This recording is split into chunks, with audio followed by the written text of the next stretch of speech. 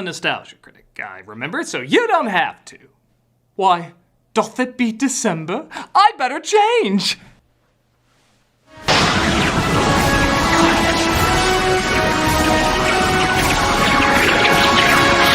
Yeah, close, but totally off. Play the thing.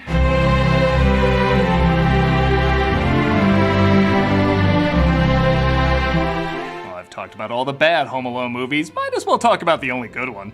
The truth is, I'm so hard on the sequels because I really do greatly enjoy the original film. Even if back in 1990, it didn't exactly get the best reviews. The response among critics was mixed, as many saw it as unbalanced between mean-spirited and cornily gimmicky. I disagree, but I can't say I don't know where they're coming from.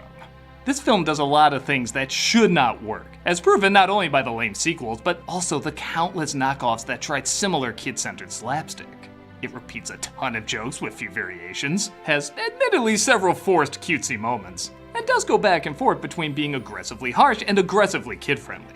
But I think the atmosphere, freshness of the idea, and genuine joy felt from the people making it balance all those elements out. I totally acknowledge this shouldn't work, but the film has a feel for when you want an aggressive moment, a funny moment, a heartfelt moment, or even a repeated joke. So it feels less uneven and more like you're getting a little bit of everything, which is why so many people watch it around this time of year. It was a huge hit when it came out, it's still enjoyed all over the world, and we're gonna take a look at why. So to all the peeps who know the value of just a good plain cheese pizza, let's take a look at the original Home Alone. The film opens in Chicago, because writer John Hughes says I can outmain Stephen King, where we see the McAllister family getting ready for a trip to Paris. One child named Kevin, played by Macaulay Culkin, is feeling particularly overlooked. Uncle Frank won't let me watch the movie. It's not even rated R. He's just being a jerk. So I've certainly talked about Culkin's acting in films shortly after this, and again, he was the biggest child star in the world. A lot of things were going on in his life. You can't be too harsh on him. Here, though, he really is pitch perfect. Once in a while, he can be a little too cute and hammy, but I think that's intentional to balance out the more aggressive moments. He has a very distinct way of talking that's not too grown up like Fred Savage in The Wizard, but also not too childish like the Olsen twins in Full House. This allows for a world where you feel for this kid but acknowledge a slapsticky climax can happen. And Culkin finds the middle ground in his performance to help that world feel like it can exist. This house is so full of people, it makes me sick. When I grow up and get married, I'm living alone. When he needs to be hammy for a laugh, he can do it. When he needs to be emotional for a heavier moment, he can do it. All these years later, I still see this as a good performance. With that said, man, what a family of assholes. The dope was whining about a suitcase. Don't you know how to knock phlegm wad? What am I supposed to do? Shake his hand and say, congratulations, you're an idiot? Look what you did, you little jerk. This film has certainly gotten a lot of flack for making the family too mean, but it helps if you've ever known a bigger family. Not at all to say bigger families are always chaotic, but the holidays, and especially going on a trip, they usually are. Everybody's insecurities and stresses are passed downwards, so it's not surprising some people would get ignored. Chris Columbus even said he thought Kevin was a bit of a brat when he first read the script, but after having his own kids, he realized this is kind of par the course. Get upstairs. I am upstairs, dummy. I don't want any family. Families suck. It's a house full of people, yet ironically, there's nowhere to unload your stress because everyone is so stressed out. So it comes out like, I wouldn't let you sleep in my room if you were growing on my ass. Well, that's nowhere near the harshness of Trout Sniffer, but still pretty rough. But he says a genuinely nice thing at the end. It's pretty cool that you didn't burn the place down. Thanks, Buzz. And if you've ever had an older bully pain in the ass brother, you know what a big deal that is. They notice their creepy neighbor Marley salting the sidewalks, which somehow these kids find a way to make scary. See the garbage can full of salt? That's where he keeps his victims. The salt turns the bodies into mummies. Okay, there's two movies I want made from this. One, clearly Angels with Filthy Souls, that goes without saying. And the other is this Salt Mummy movie. I don't care if it's another Walking Dead spinoff, somebody make this happen! Kevin finally has enough of everybody mocking him, so he attacks Buzz, causing absolute chaos. Stop me! Help me out. No, let's get these passports out of here. I must have seen this movie a million times and I never noticed Kevin's plane ticket being tossed in the trash. Nobody will have questioned where his ticket was, but they threw that in, and it's appreciated. The same way we appreciate Pete forcing us to form fan theories about how this is the same universe. The explanation is young Pete was put in a mental ward and nobody talks about it. Kevin's mother, played by Catherine O'Hara, has had enough of his outbursts and sends him upstairs right after a supposed cop, played by Joe Pesci, warns her not to trust anyone this time of year, so she and her husband trust him this time of year and tell him all their security details. Automatic timers for our lights, locks for our doors. That's about as well as anybody can do these days, right? I don't know what's more disturbing, how easy it was to get that information or how easy it was to get a cop uniform to get that information. Wait a minute. Bullies? Damn you, convincing spirit Halloween clearance aisle! You're the only one acting up. Kevin's told to sleep in the attic as Fuller will join him later. I don't want a super Fuller. You know about him. He wets the bed. He'll pee all over me. And according to this show, when he gets older, he might show me other things I don't want to see down there. Kevin wishes they'd all disappear, and faster than you can say hello, ironic twist. Power goes out and the family leaves without him. Did we miss the flight? No, you just made it. Yeah! Single seats only, coach. Take whatever's free. On American Airlines? Pfft, isn't their tagline? Hey, at least we're not Spirit. You'd be happier with Spirit. Mom? Kevin wakes up to an empty home filled with nothing but advent calendar colors. Seriously, there was a time when not every Christmas movie looked like this. You could argue this production design was eaten back then to fart out Christmas rom-coms now. And he thinks he made his family disappear. You're completely helpless. No, Kevin. You're what the French call les incompétents. I like his memory of what they said is more exaggerated than how they actually said it. Though not by much. There are 15 people in this house, and you're the only one who has to make trouble. 15 people in this house. You're the only one who has to make trouble. Hell, some lines weren't even said. Kevin, I'm going to feed you to my tarantula. And you can see why. Even for Buzz, that's a weird insult. So Kevin decides to enjoy the house all to himself. No clothes on anybody. Sickening. They could use some fursuits. Buzz, your girlfriend. Woof. To make sure he didn't break a little girl's heart, Chris Columbus actually dressed up a little boy to be Buzz's girlfriend. Though that does raise the question, if anyone found out who this little boy was, how would that have impacted him? I'm going through all your private stuff. You better come out and pound me. I also like he keeps announcing what he's doing to the family he still thinks might be there. I like this not only because he's almost checking to see if he's really gonna get away with all this, but also to see if he can taunt them out. Like there is a small part of him that doesn't want to be without them. Guys, I'm eating junk and watching rubbish. You better come out and stop me. He watches violent film noirs, which by God, really look like an old film noir. And he rides his sled down the stairs and out the door. Thank God he teleported from the Hollywood set to Chicago, because the way this is lined up, he clearly would not have made it through that door. 5 families gone on 1 block alone. They all told me from their own mouths. The cop from earlier is revealed to be a burglar named Harry, and with his partner Marv, played by Daniel Stern, they use the information they got from people to break into their homes, starting with Kevin's. Which way? Go around back down the basement. Come on, follow me. I give credit that for as silly as this film can get, it can still be a little scary. Kevin doesn't just jump to immediate genius like a lot of knockoff films that followed. He's legit scared like any boy would be. Thankfully though, the parents realize they left Kevin home alone and they run down, I'm pretty sure still O'Hara Airport, they're just saying it's France now. And they try calling the cops to have someone check on him as they try to find a flight back.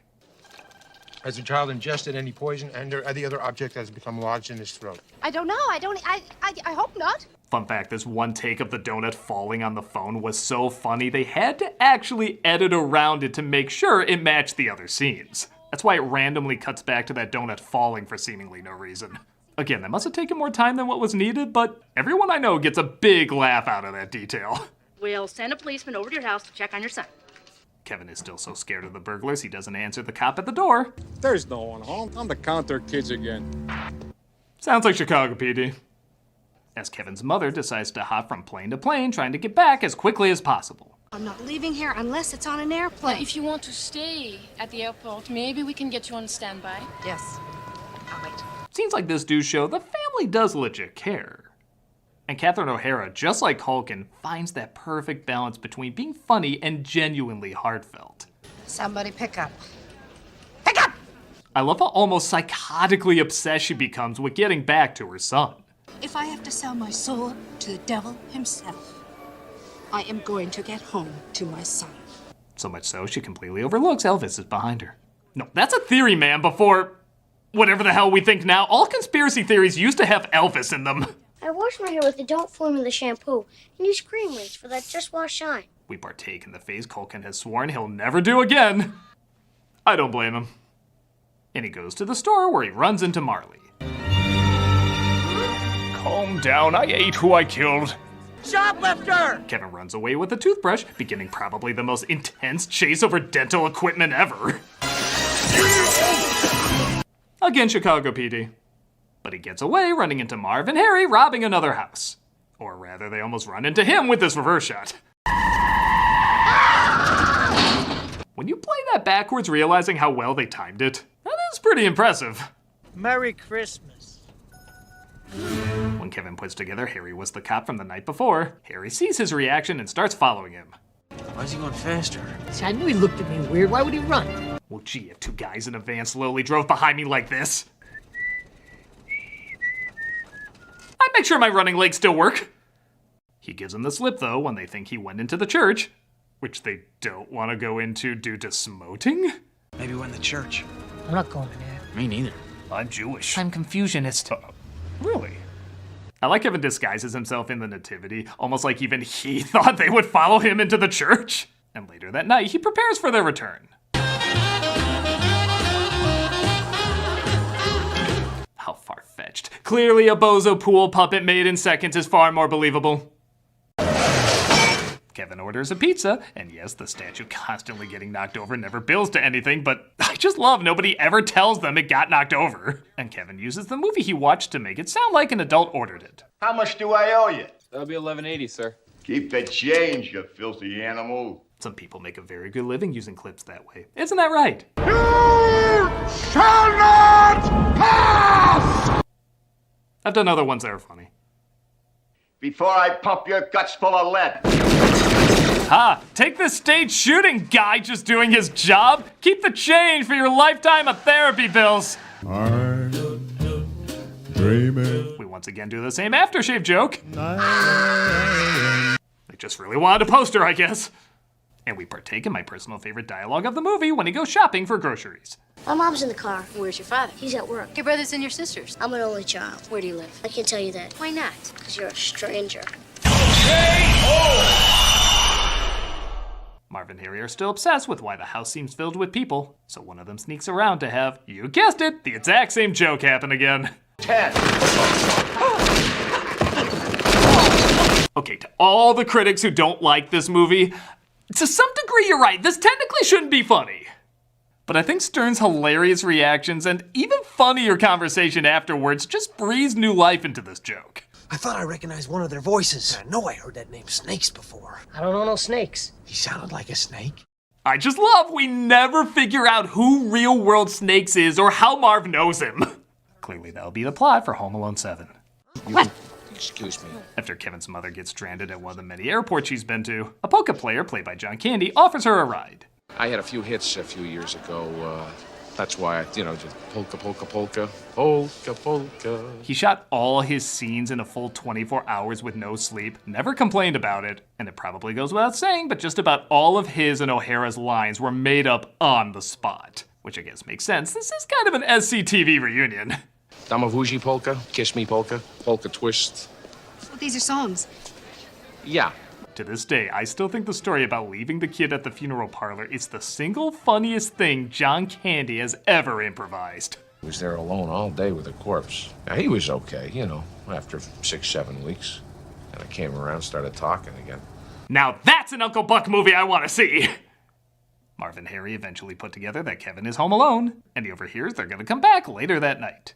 That house is the only reason we started working this block in the first place. Ever since I laid eyes on that house, I wanted it. You have a very odd white whale. Kevin goes to the authorities to tell him about the crime that's about to take place, or he goes to a fake Santa played by that guy from Herman's Head. Enjoy that unlocked memory. Instead of presents this year, I just want my family back. Okay. Well, again, since nobody calls the cops in this town, though would it really make things better? I'll just hop in this car that really did die on set as it was driving off. This movie has the best worst luck, doesn't it? Kevin goes to church because we know there's no robbers in there. I'm not going in there. Me neither. And Columbus had a tricky time getting across to the owners. He wanted it to look nice, but also a little creepy. I think to a lot of kids, church can be a pretty intimidating place, and Columbus wanted that to come across like Kevin is confronting something he's a little afraid of. Which makes sense as he stumbles across Marley, who he, of course, discovers is a really sweet guy. Merry Christmas. prepare to die. Been a good boy this year? I think so. Swear to it? No. He says he's there to see his granddaughter sing because he had a falling out with his son. And I said I didn't care to see him anymore. He said the same. We haven't spoken to each other since. They both give each other advice, and when I was younger, my favorite moments were the zany slapstick and funny insults, but now that I'm older, the Marley scenes are by far my favorite. They take what, let's be honest, would be a perfectly serviceable Christmas comedy and turn it into a Christmas classic. I'm afraid if I call him, he won't talk to me. Aren't you a little old to be afraid? You can be a little old for a lot of things. You're never too old to be afraid. I got a car that'll scare the shit out of you. After he has a nice talk, the kick-ass John Williams music kicks in.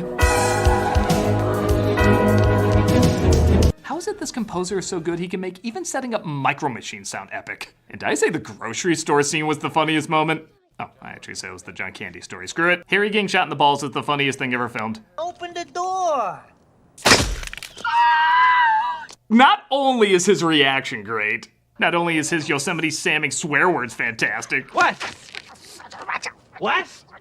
What happened? But this sound design should have gotten an Oscar just for that crotch shot sound effect.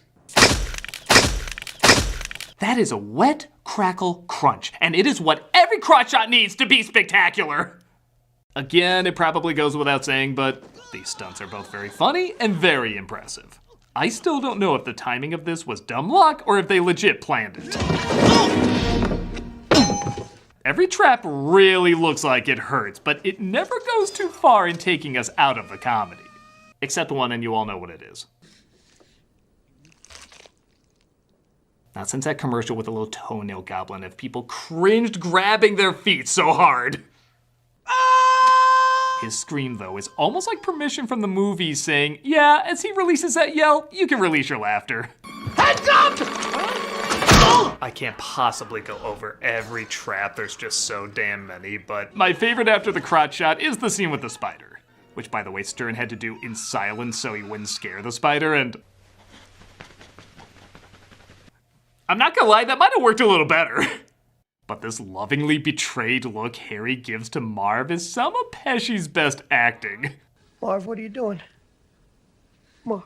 That is a look of my friend, my confidant of so many years. I refuse to believe you're capable of this. There is more heartbreak in that look than when Padme literally says you're breaking my heart. And that just turns into a Three Stooges bit, which just makes me laugh harder. Come and get me before I call the police. You're gonna call the cops. He's not calling from a treehouse. This is 1990. Only rich people have cell phones. Now continue to help me rob the house of these rich people. He cuts the line and makes his way to the next house where Marv and Harry finally get the drop on him. First thing I'm gonna do is bite off every one of these little fingers, one at a time. I think most people know when Pesci said he was gonna bite his fingers off, he did accidentally bite Culkin's finger, leaving a scar. At least we think it was an accident. If I just won an Oscar and I had to return to set where a mini catchphrase machine was the star, I might nip him too. And thankfully, people always discussing that story distracts folks from the less than stellar look-alike for Marley. Did David Hyde Pierce do stunt work back then? The cops arrest the burglars, and the next day, Kevin's mother finally returns home. Merry Christmas, sweetheart. I think it's important that Kevin should be a little standoffish. It makes the scene feel more real if he needs an apology from her. Oh, Kevin, I'm so sorry. Thankfully, though, he doesn't need much. Again, I really love how well both these two handle the comedy and emotional moments. When you realize just how little they're on screen together, yet you totally buy their love for each other, that's just straight up good acting. No, I didn't fall asleep in fact. Even the rest of the family shows up taking the later flight, and they all give Kevin respect for holding down the fort, even getting errands done. What else did you do while we were away? Just hung around. No, literally, I hung the corpses of 5 other burglars that tried to get in this weekend. Are we at George Costanza's favorite scene yet?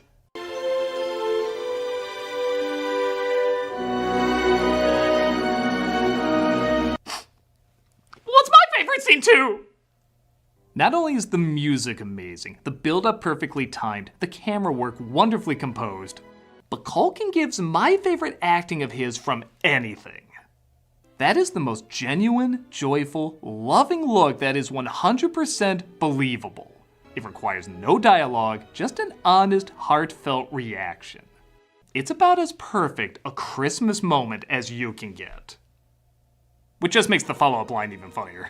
Kevin! What did you do to my room? Don't act like I don't know why the Playboys are sticky! And that is the original, the classic, the best, Home Alone. I love it for the same reasons you love it, but acknowledge for those who don't, it is understandable. It really is lightning in a bottle that can't be replicated no matter how many times they tried, and as I mentioned several times before, it probably should have failed. If you were to describe a lot of this film to me, I'm not sure I would see it becoming a Christmas classic. But the movie has a very instinctual feel to it. Like, even though it was hitting beats that wouldn't work in other films, it was doing it in a way that felt humorously purposeful. I think a lot of that comes from the amazing cast. I mean, everybody is top-notch in this. The elegant directing, the balanced writing, the beautiful music, and the lack of assumption. Nobody really expected anything big from this when it came out. So I think the fact that so much effort did come across on screen was a welcome surprise. It took the world by storm, and it's not that hard to see why. It's funny, it's touching, it's memorable, and it knows how to represent Christmas without even feeling like it's trying. I've seen it over 1 million times, and I can assure you, I'm gonna see it at least 1 million more. I'm a nostalgia critic guy, remember? So you don't have to.